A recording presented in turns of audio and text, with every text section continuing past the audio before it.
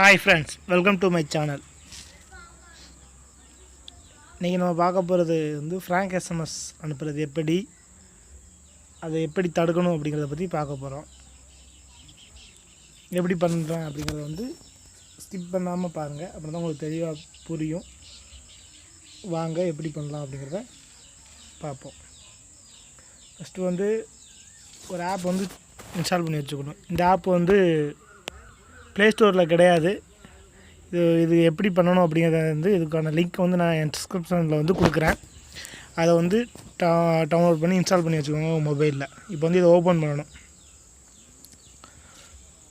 App open ஆகிட்டு இருக்குது. App open ஆகி முடிச்சோனே இது ஃபோன் நம்பர் ஆட் பண்ண சொல்லி காமிக்கும். இதுல நம்பர் காமிக்கும்.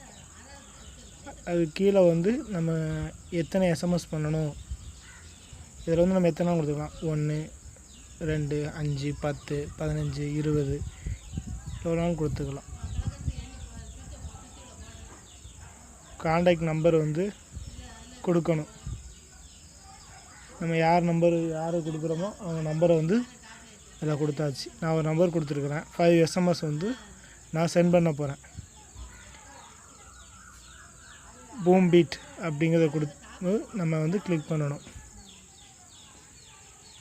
பூம் பீட் கொடுத்த உடனே SMS சென்ட் ஆகிறது கீழே காமிக்கும். 1 2 3 5 SMS சென்ட் ஆனுச்சுன்னா கீழே டிஸ்ப்ளே ஆகும். 5 SMS சென்ட் ஆயிருச்சு.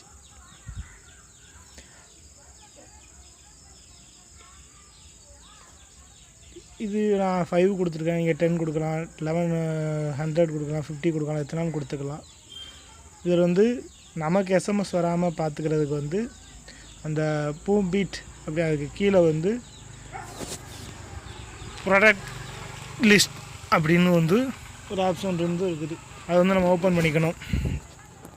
அதை ஓப்பன் பண்ண உடனே enter the name and number அதில் கேட்கும். நம்ம நம்ம நம்பரையும் நம்ம நேமையும் அதில் கொடுத்து ப்ராடக்ட்னு கொடுக்கணும். ப்ராடக்ட் மீன் கொடுத்தோம்னா இந்த OTP SMS நமக்கு எதுவுமே வராது.